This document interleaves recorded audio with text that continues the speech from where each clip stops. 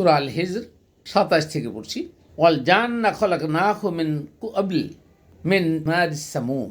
আর মানুষের পূর্বে অর্থাৎ এর পূর্বে জিন জাতিকে সৃষ্টি করেছি জ্বলন্ত আগুন থেকে।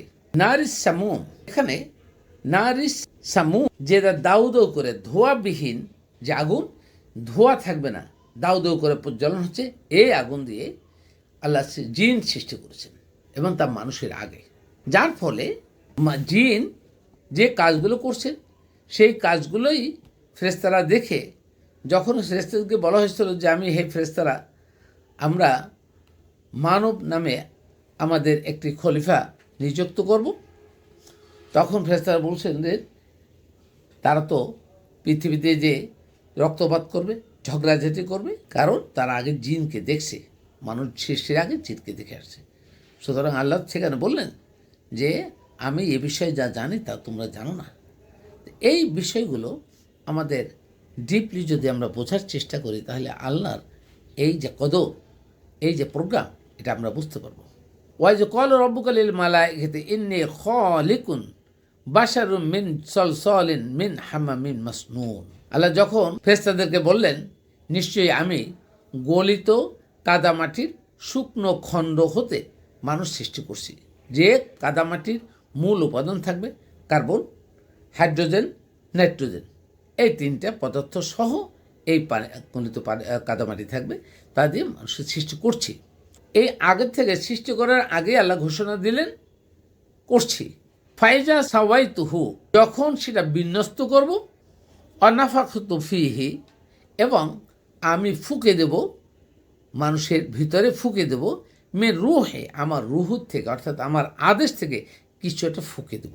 আমরা যে ফু দেই, ফু এটা একটা ধরনের আদেশ, এই কথা বলে এটা আদেশ, আদেশ থেকে কিছু ফুঁকে দেব। ফাকাউ লাহু সাজিদিন, আর তখন তোমরা ফেরেশতারা তাকে সিজদা অবনত হবে, অর্থাৎ সম্মান প্রদর্শন করবে। এখানে আমরা একটা জিনিস তুলে ধরার চেষ্টা করছি। আল্লাহ যে রুহুর কথা বললেন, রুহুটা হলো আল্লাহর আদেশ। আদেশ, নিষেধ, মায়া, মমতা, ভালোবাসা, ন্যায়, অন্যায় ইত্যাদি কোনো পাত্রে ধারণ করা যায় না। তা আল্লাহ কোথায় রুহুটা দিলেন, এই একটা বিষয় মানুষ জানতে পারে নাই, বুঝতে পারে নাই, বিধায় মানুষের জ্ঞান অনেক সীমিত, বিধায় এখানে মানুষ অনেক ভুল করছে, একটু শুধু রুহুর সম্পর্কে না জানতে পারে। আমি এখানে কিছু কথা বলার চেষ্টা করছি, আশা করি আমার এই কথাগুলো অনেকেই মনোযোগ দিয়ে শোনার চেষ্টা করবেন। যদি মনোযোগ দিয়ে শোনেন, আপনাদের কোনো ভুল ত্রুটি থাকলে হয়তো বা সংশোধন হতে পারে, আমার কোনো ভুল ত্রুটি থাকলে সেটাও আমি সংশোধন করে নিতে পারবো যদি আপনারা আমাকে নোটিফাই করেন। রুহু কোথায় থাকে, যেহেতু আমরা বলছি রুহুটা কোথায়, রুহু কি এইখানে থাকে?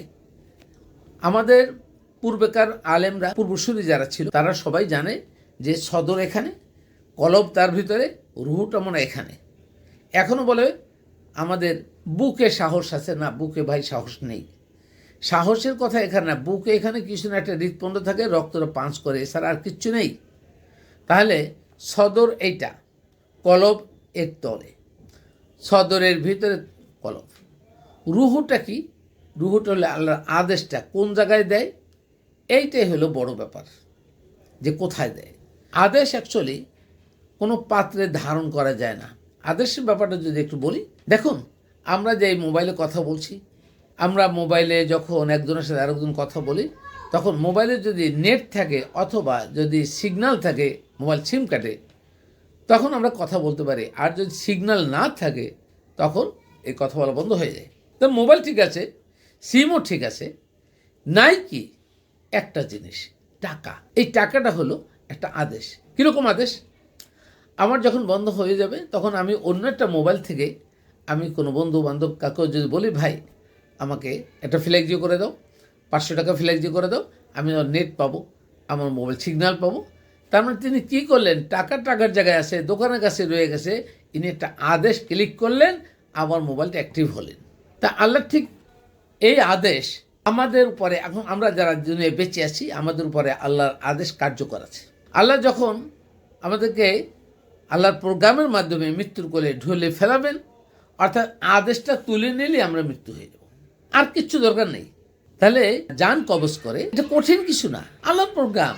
হয়তো দেখেন যে দুনিয়ায় কোটি কোটি মানুষ একসঙ্গে মারা যাচ্ছে, যেতেই পারে যেখানে 800-900 কোটি মানুষ, সেখানে 1 কোটি মানুষ যদি একদিনে মারা যায় যেতেই পারে।